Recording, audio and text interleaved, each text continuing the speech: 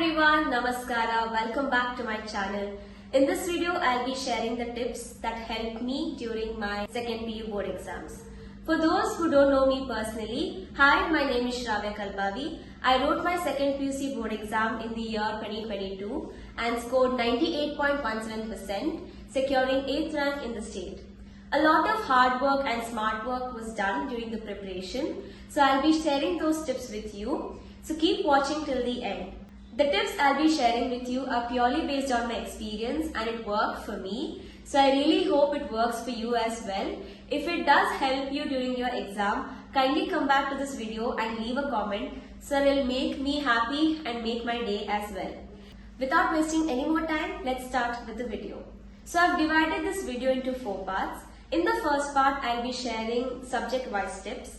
In the second part, I will be sharing you general suggestions. In the third part, I will be sharing the mistakes I had committed during my pre-board exam and how I corrected them in my final board exam. In the fourth part, it will be a Q&A part where I will be answering the questions that was asked in the question box I had put in my Instagram story. Before starting your preparation, you need to set a SMART goal. A goal that is specific, measurable, achievable, realistic and time-bound. So if your previous exam percentage was around say 80 to 85%, set a target of 90 to 95% according to you. So let's start with the first part. In this part, I will be sharing subject-wise tips. I was a commerce student and my subjects were business studies, accountancy, statistics, basic maths and 2 languages, English and Sanskrit. Now let's start with English subject. In English, especially for 4 and 6 marks, quantity and quality is very important. For quantity, you need to read the textbook and understand the lesson, understand the context of that text and also know the story properly.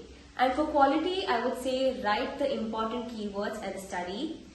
If you're a person who remembers the keywords better by reading it aloud, do that and don't make any mistakes with the spelling of the keywords. For 1 and 2 mark questions, reading the textbook is the best, but if it's overwhelming for you to read the whole textbook, referring the question papers, solving the previous year board question papers might help you. For the grammar part, definitely practice is the best. Keep practicing questions, practice the questions from your workbook as well as from the question papers. Moving on to Sanskrit, it's comparatively easier, you don't have to take a lot of stress in it. I would highly recommend you to refer question papers, previous year board exam papers, because there are chances that questions might repeat. And also writing and learning will definitely help you, especially for the translations. Moving on to the next subject, which is basic maths. Refer the blueprint that is prescribed by the PU board. It helped me to channelize my focus and prepare better. In your question paper, there will be different sections or parts. Having at least one backup question in each of the part is very important, but I would highly recommend you to keep at least 2 backup questions. I would also recommend you to mark any difficult questions so that you can keep revising them again and be familiar with the answer.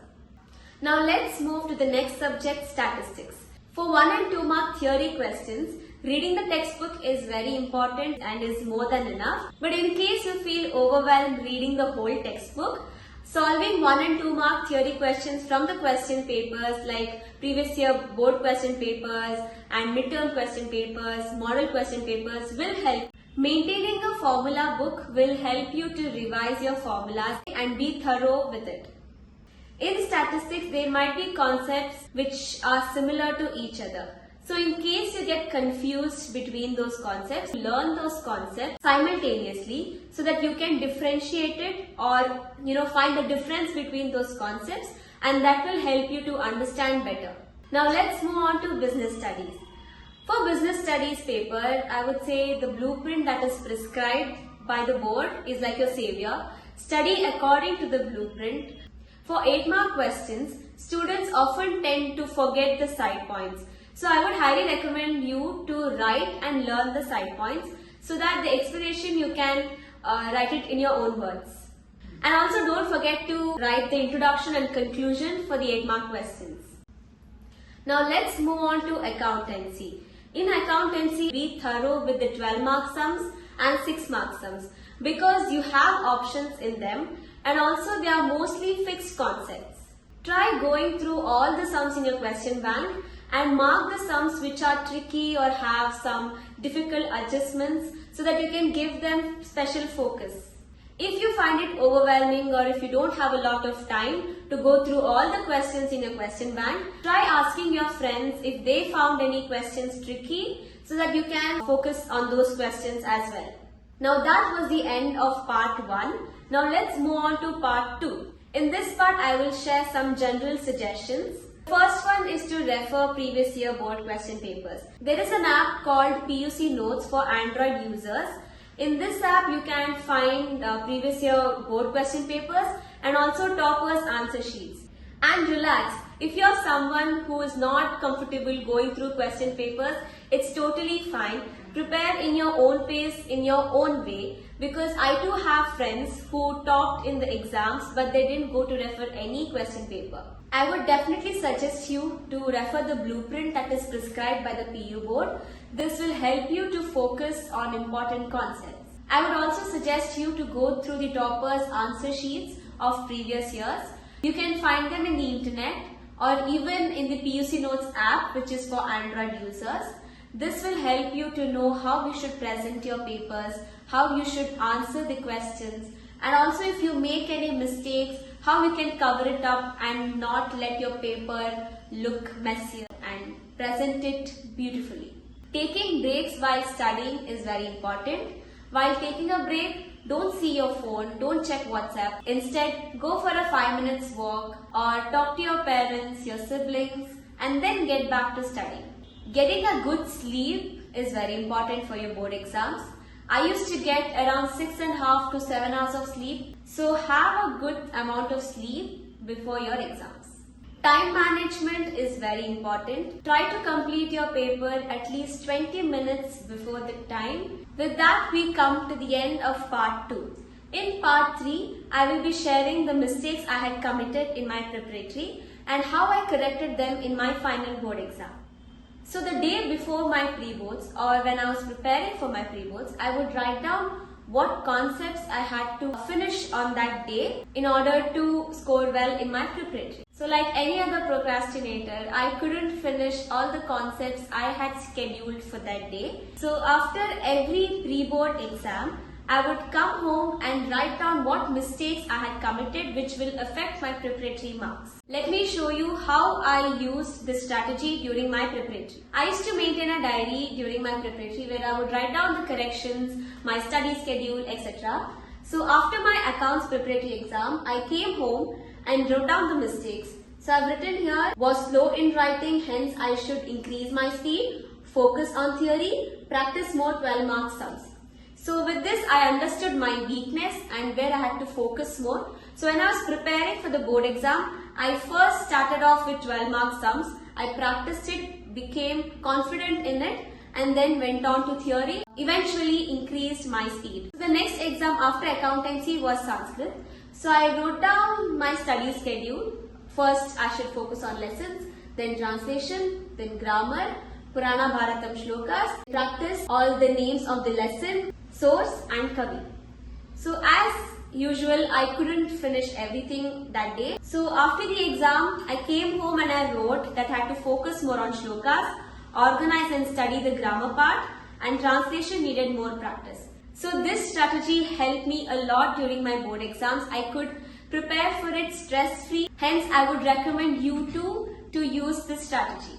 Once your preparatory exam is done and after your teachers have finished evaluating your papers, please go to your teachers and ask them where you could improve your answers and how you could score better. I personally asked my teachers as to where I could improve, and my business studies teacher, she suggested me to improve my introduction and conclusion for the 8-mark questions, and also the explanation to the side points had to improve. My English teacher suggested me that I had to improve the quality in my question and answers. So with this, I could clearly make out where I was going wrong and what improvements could be done. So ask your teachers how you could score better. With this, we come to the end of part 3. In part 4, I will be answering the questions that was asked to me through my Instagram story. So the first question was, how to score full marks in MCQs? I cannot assure you as to how you could score full marks in MCQs. I would suggest you to ask your teachers for it. In my opinion, referring a lot of question papers will make your work easier. If there are complementary concepts like centralization and decentralization, be thorough with those concepts because you never know what kind of questions come during your final exam. So the next question, what and all you studied, like whole textbook or just previous year question papers?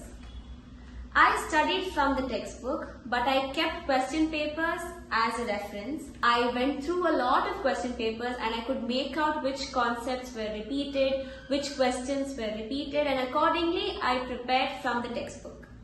The next question is, how to prepare for English exam, like how to get full marks in question and answers. How to prepare for English exam I have already explained in part 1 where I have shared subject-wise tips. How to get full marks in question and answer, I remember my teacher suggesting me to focus on quantity and quality. I followed the same in my exam and that really helped me. Keywords are very important. Write and learn the keywords and be confident with the spellings. Going through toppers answer sheets will definitely help. You can find those answer sheets in PUC Notes app, which is available for Android users. Going through the toppers answer sheets helped me to know how I should present my paper, how to write the answers, the introduction and conclusion, and that really helped me during my final exam. So the next question that was asked to me was, how should we study just one day before the exam? Should we just do revision or like in detail study?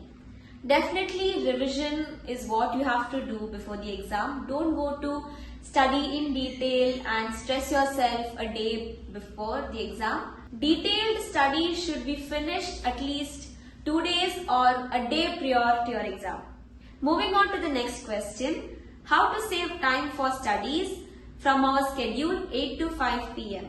I would recommend you to study early in the morning so that you'll have peace of mind, there won't be any people around.